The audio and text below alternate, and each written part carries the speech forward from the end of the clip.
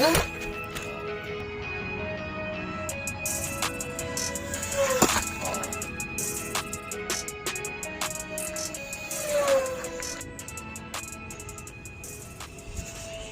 with Flight Time RC, we're doing not a maiden flight. I've flown this a couple times now, but first time for you guys to see my Cub that I built. This is the first time I built anything, I guess, this advanced. It's more realistic of a plane, and it definitely flies more like a real plane, like very unforgiving as far as stalls go. I'm still trying to learn how to land it properly without stalling it. You have to kind of come in a little faster than I'm used to. With all my other planes. It does have a pretty high wing loading. The wing loading is around 12, so it's kind of heavy for the wing. It does have a 40-inch wing. I think it weighs around 840 grams with the battery in it. It's not super light, but it flies good, and it's a lot of fun because it's hard to fly, and it's more of a scale flyer than anything I've flown before. I kind of like it. It's a little harder, but it's fun. Right now we have an 1100 kV motor on here and a 8x4 prop, which is not fast. I think I'm going to switch to a 10-inch prop because this barely gets the job done, like it's just enough. I did have a 9-inch prop on here the other day and it did a lot better. I think what I'm end up doing is maybe like a 10x4, maybe a 10x6, we'll see. We're going to fly it on 3-cell today, 2200. That gives me around 10 minutes of flight time. Because I do have a smaller prop, I am flying this around 60 to 70% throttle, maybe a little bit more when I have to throttle up a little bit more. But like I said, it's way less forgiving than any other plane that I've flown. So you really have to be conscious of throttle control. It will roll really good. I'm still learning how the flaps react and how I'm going to tune them. I'm going to do a takeoff for you guys with takeoff flaps down and see how it does, and get this thing up in the air and just kind of show you how this thing flies.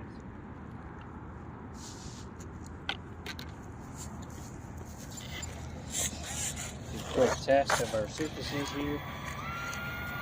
We got tons of control. All right, here we go. Here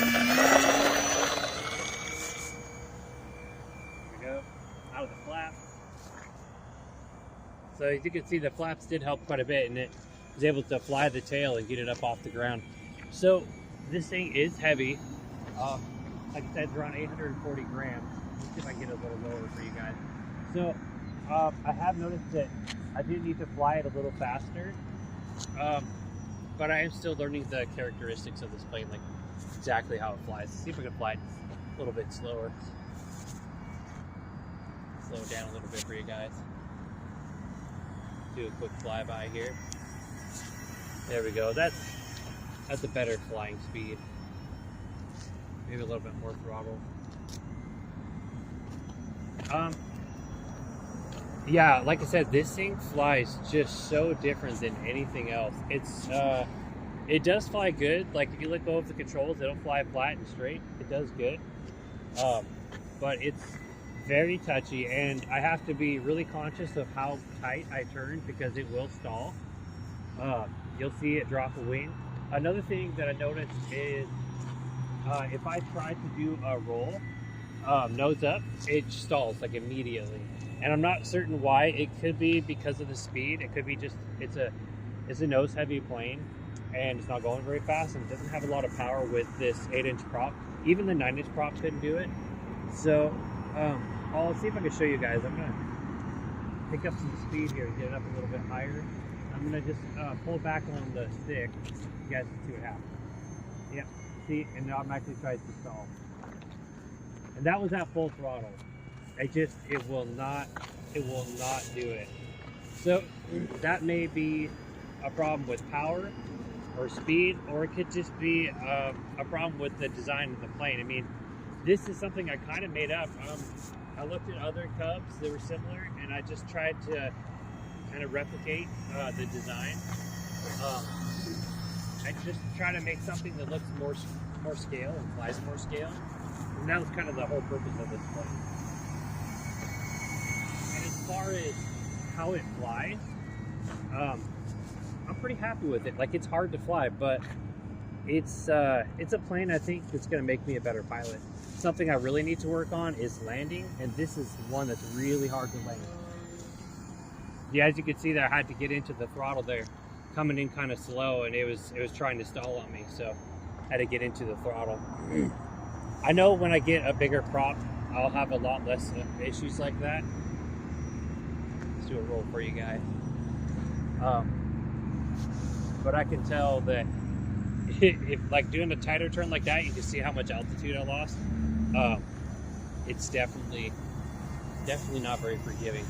Let me get it up a little higher for you guys and fly it upside down. So it will fly upside down, but not amazingly. It does pretty good. I mean, I guess it does fine, but because it's so heavy, I have to really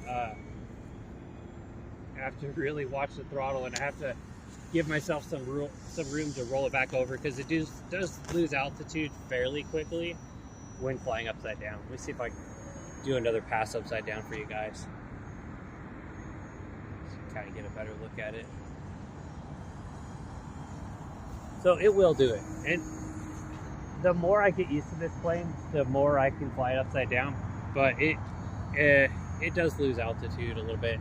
With this prop, it doesn't do too bad. I guess I could fly it upside down for a while. As you can see, it does decent.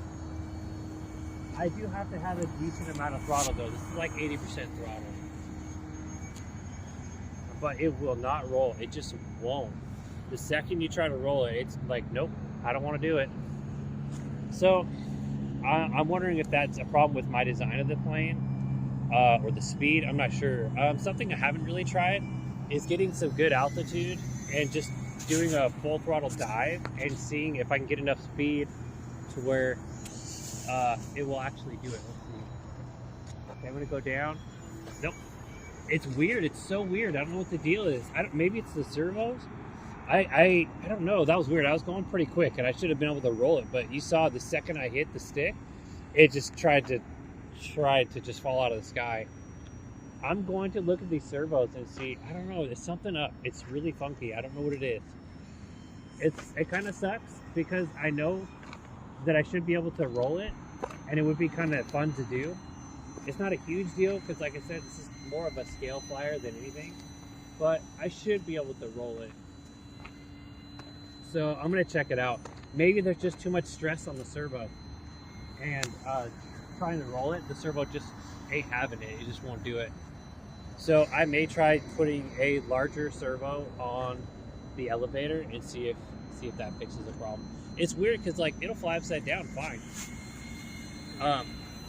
It has plenty of power with the servo to fly upside down. But if you try to roll it hard, it just won't have it.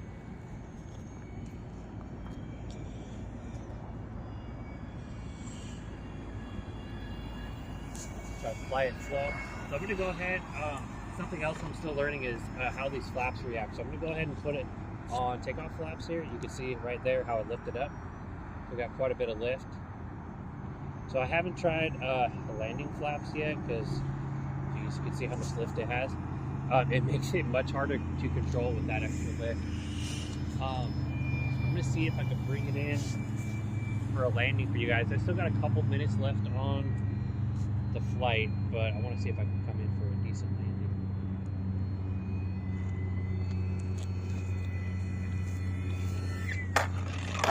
Oh, look at that, we did it! We did it! We didn't break it! Alright, we got a couple minutes left. Let's get it back up in the air. Ah! Alright, let's see.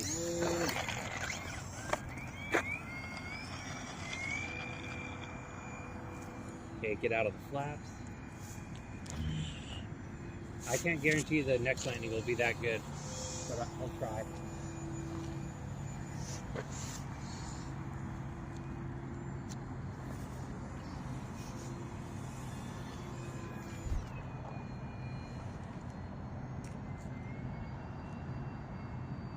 Got about 3 minutes left on the timer.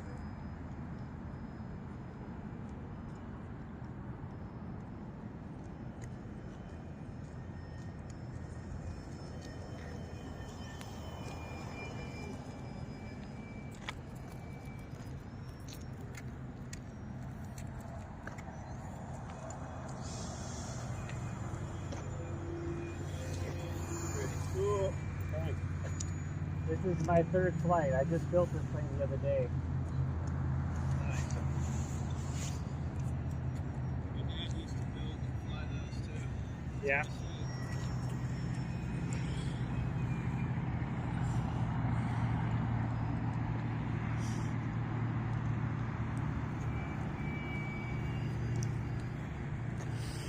So we got 2 minutes left. Let's see if I could do a slower flyby.